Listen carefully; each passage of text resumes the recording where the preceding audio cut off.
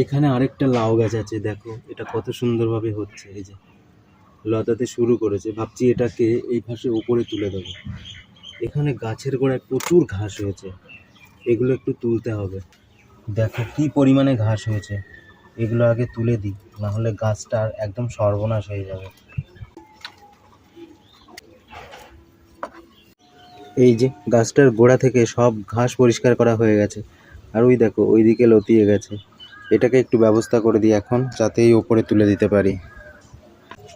এই দড়িটা দিয়ে এই গাছটা উপরে তুলে দেবো। ওপরে কোনো দড়িটা বাঁধার জায়গা নেই, এই কাঠের সাথে বেঁধেছি। এবার কাঠটা টিনের ওপরে দিয়ে দেবো।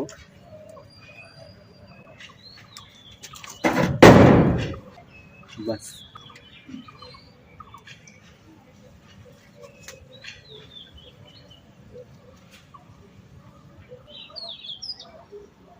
এই দেখো কত সুন্দরভাবে আমি দড়ির সাহায্যে গাছটাকে উপরে তোলার ব্যবস্থা করে দিয়েছি।